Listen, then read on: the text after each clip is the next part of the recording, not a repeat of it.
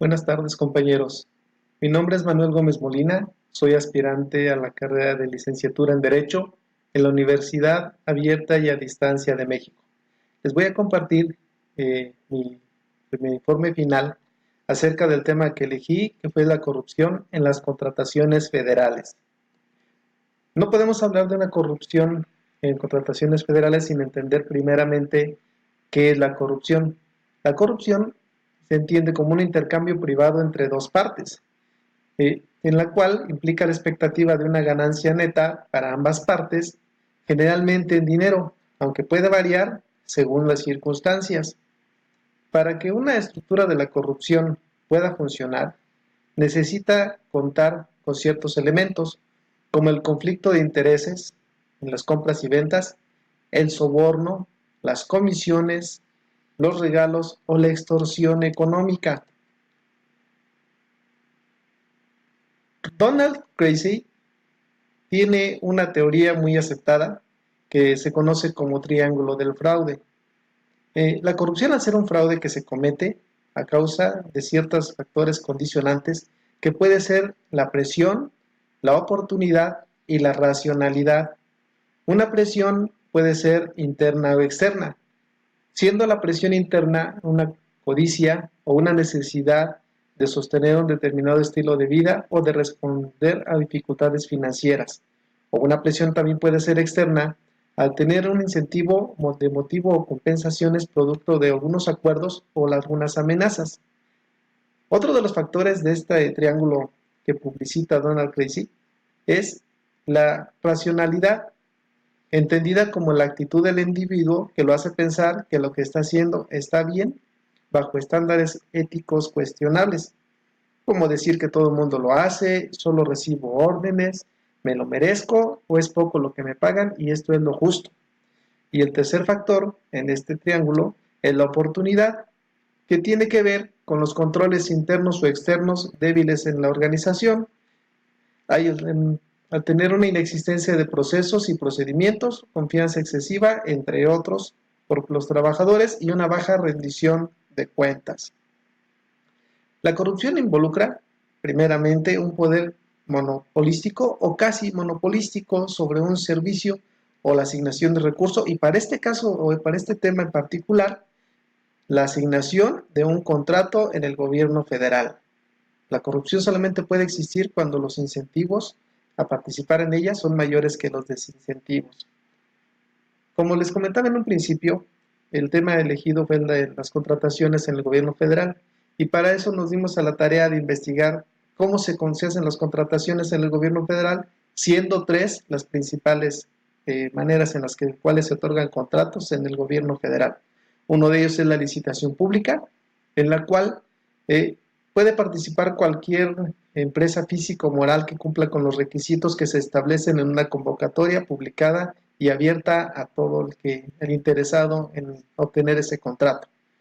Una más es la invitación a cuando menos 3 personas, mediante la cual se invita al menos a 3, pueden ser más, desde luego, personas físicas o morales que reúnan las características necesarias para poder obtener algún contrato de acuerdo al tipo de actividad a desarrollar.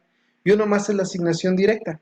En la asignación directa, como su nombre lo dice, se asigna directamente a una empresa que cuente con alguna patente o un tema en particular que solamente pueda desarrollar esa empresa o esa persona. Se hizo un estudio de campo basado en dos vertientes. Uno fue una entrevista a la jefa de departamento de contratos y estimaciones, y además fue una encuesta que se aplicó a 10 personas con 10 preguntas. De los resultados de esa encuesta que se aplicó, cabe señalar que se considera que fue un poquito insuficiente por el sesgo que tomó los resultados que se obtuvieron al analizar las respuestas de la población encuestada.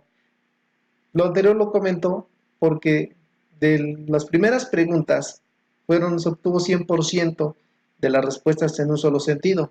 Por ejemplo, a la pregunta número 1, la respuesta del 100% consideró a la corrupción un problema.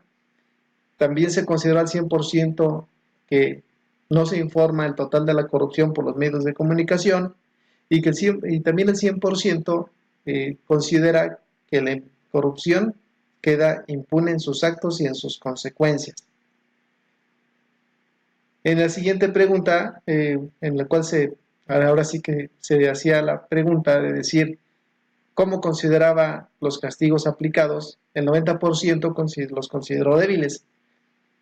Y el 70% en una siguiente pregunta estaría de acuerdo con castigos más fuertes, considerando y recordando un tema controversial en las campañas presidenciales del año anterior, el 2018, en el cual uno de los candidatos propuso la amputación de las manos en el caso de que alguien se sorprendiera robando. Se tomó esa pregunta y se incluyó como respuesta, obteniendo un 20% considerándola como opción viable. Y también la población o la muestra estudiada coincidió al 100% en que no existen unas contrataciones limpias en el gobierno federal. El 90% también se siente afectada de alguna manera por la corrupción y el 90%, coincidentemente con la pregunta anterior y con las respuestas obtenidas, siente que la corrupción se ha extendido por todo el país. Y el 80% considera al gobierno, empresarios, servidores públicos y hasta el propio presidente que se encuentran involucrados en la corrupción. Finalmente, el 90% de la población considera que se debiesen realizar más acciones en contra de este mal endémico de todo el mundo. Pero hay una pregunta clave para las dependencias responsables de contratar productos y servicios que debieran de ser para el uso de toda la población mexicana, dado que son pagados y realizados con el producto de nuestros esfuerzos a través de los impuestos que recauda la nación. Pero ¿nuestros controles cubren todos los riesgos? Robert Kirchgard explica la dinámica de la corrupción en el sector público mediante un modelo muy simple.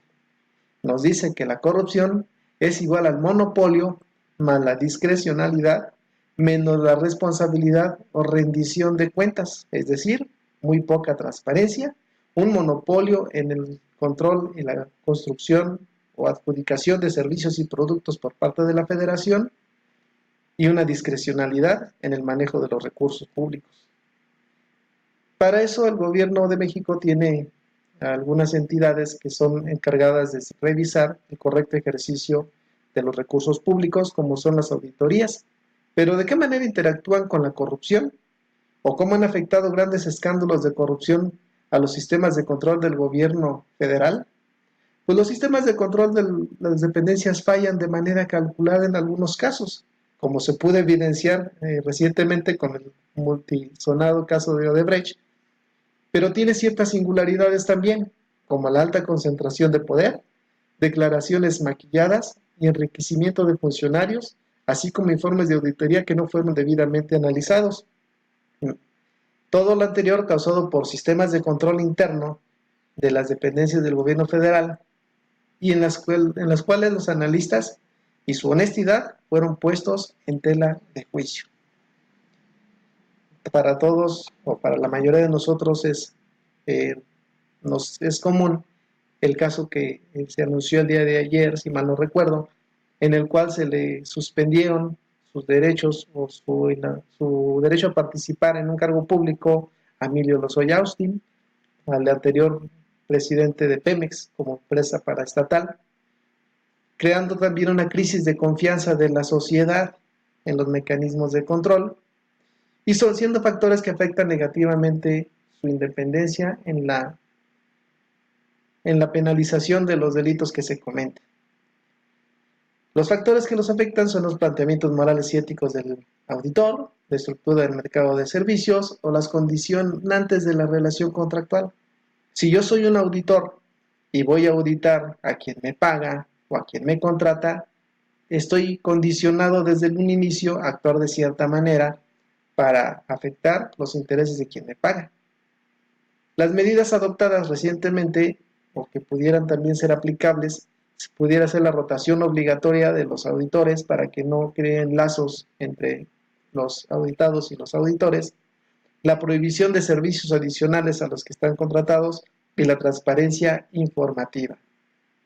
La alta concentración de poder mina la capacidad de la entidad auditada para entorpecer la actividad o ocultar información, O las presiones competitivas, donde se sobreutiliza o utiliza de manera no adecuada el factor humano en las auditorías. Para eso es necesario hacernos algunas preguntas relevantes, como por qué no se detectan los auditores en la corrupción, o por qué no informan de manera oportuna, tal como se evidenció en la encuesta realizada, donde un porcentaje alto consideraba que no informaban totalmente, a la falta de capacidad o a la falta de independencia. Yo creo que sería conveniente tomar algunos parámetros o indicadores que deberían llamarnos la atención y ser fuente de investigación en caso de que se detecten. Y no lo vemos tan complicado si tomamos en cuenta la ostentación que hacen personajes públicamente reconocidos como de dudoso actuar, como Carlos Romero de Champs o el Bester Gordillo, con un estilo de vida que se desarrolla por encima de sus posibilidades, por una inclinación a las apuestas, a los juegos, o una relación estrecha o de excesiva confianza con proveedores y clientes de los cuales ellos son responsables de su contratación o de su asignación de servicios. Sin olvidar también algunos factores que pueden motivar a la corrupción por parte del personal involucrado, como pueden ser los resentimientos contra la empresa, que fue el producto de fusiones o adquisiciones, que no es el caso en la función pública, pero sí de la disconformidad con la remuneración, cuando vemos que los altos mandos tienen sueldos exorbitantes y el personal operativo tiene diferencias hasta 10 veces menores a los de los altos mandos, o también de no ser tenido en cuenta los ascensos, dada la discrecionalidad con que se asignan o se otorgan puestos de confianza. Con esto doy por terminada mi presentación. Muchas gracias.